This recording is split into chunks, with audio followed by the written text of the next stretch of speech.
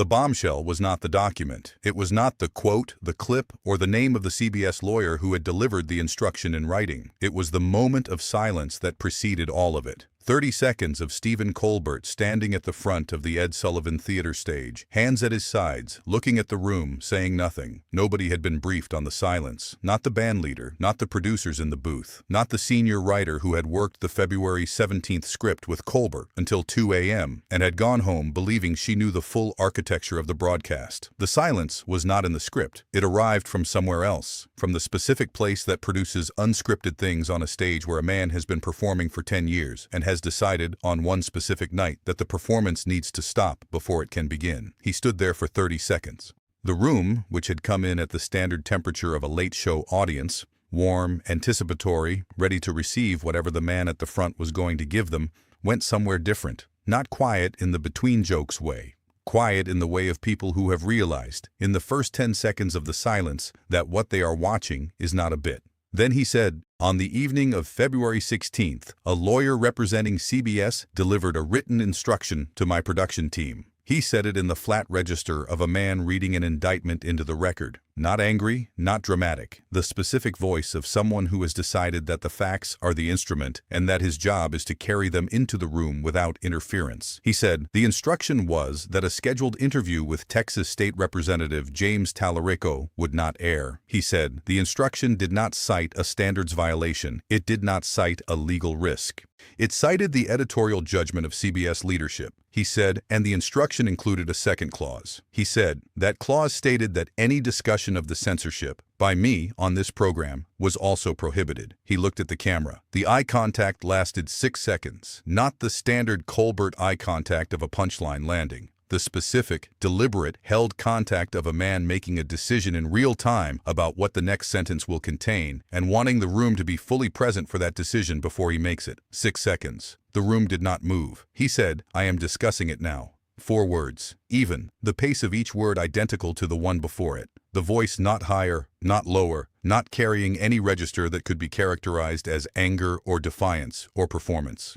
The voice of a man stating a fact about what he is doing while he is doing it. The most precise available form of transparency, delivered from a stage in Midtown Manhattan at 11:37 p.m. by a man who had been told, in writing, that the thing he was now doing was prohibited. The room erupted. Not the laugh. The sound, the specific, involuntary, full-room sound of 400 people who have been holding something for 30 seconds and have just had it released by 4 words. It lasted 8 seconds. Colbert waited for all of it. Then he said, I want to be precise. He said it in the slow, specific register of a man who has been told he cannot say something and is now saying it with the care of someone who intends to say it once, completely, and without error. He said, the Trump administration attempted to prevent a sitting state representative from appearing on this program. He said, when CBS learned of the administration's concern, CBS lawyers delivered written instructions prohibiting the interview from airing. He said, those same lawyers then delivered written instructions prohibiting me from discussing what had happened. He said, that is not a legal judgment. He said, that is not a standards decision. He said, that is a company under regulatory pressure from a federal administration that controls the licenses of its broadcast properties, transmitting an instruction from the government to a journalist, and then attempting to prohibit that journalist from telling his audience that the instruction had been delivered. He said, Jon Stewart has a name for this. He said it quietly, without transition, the way you reference someone whose framing is more accurate than your own. He said, fear and pre-compliance. He said, companies acting not under direct pressure, but out of anticipated pressure. He said, the result is identical to censorship.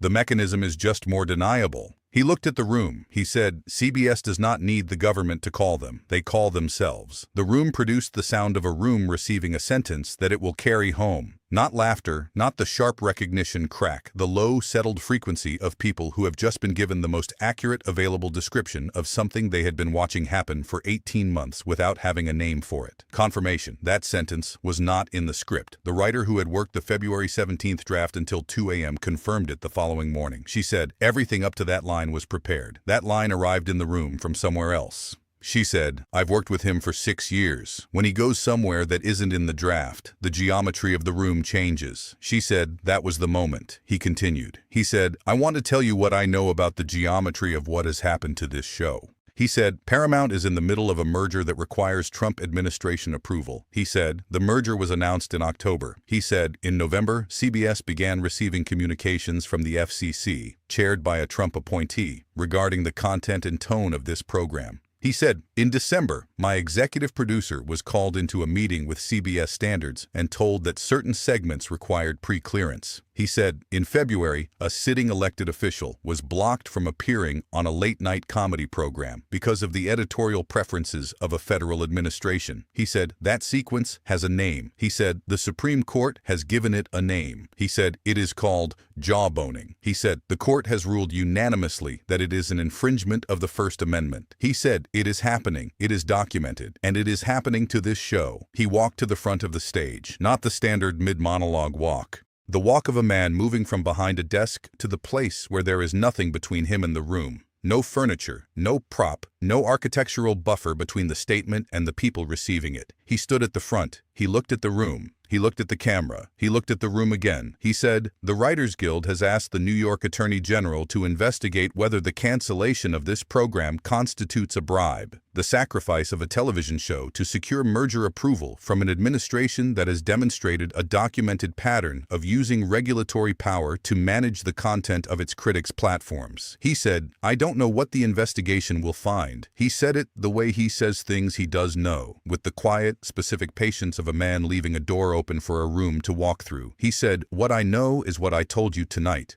He said, what I know is that a CBS lawyer delivered a written instruction prohibiting this interview and then a second written instruction prohibiting me from discussing the first. He said, and what I know, he looked at the camera one more time. The 6-second eye contact, the geometry of a man saying the last thing he came to say. What I know is that I am still here, and the instruction was delivered in writing, and the writing is now in the public record, and that is where it will remain. He stood there for 4 seconds. The room was completely still. Then he said, Daddy's home. The theme music from the Colbert Report started playing. His conservative alter ego emerged from behind the desk. The character, the persona, the specific instrument he had invented in 2005 to say the things that straight delivery couldn't carry. He sat down. He spread wide in the chair, both armrests. He looked at the room. He said, hello, nation. He said, so, free speech. He said, give up, America.